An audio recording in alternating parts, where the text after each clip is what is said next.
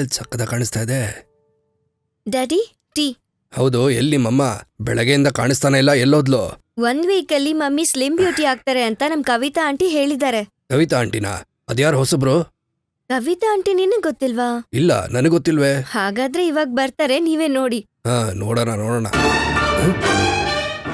ಅಯ್ಯೋ ದೇವ್ರೆ, ಅವಳೇನು ಅನ್ಕೊಂಡಿದ್ದಾಳೆ? ಮನೆಗೆ ಬಂದ್ ಬಾ ಮಕ್ಕಳ.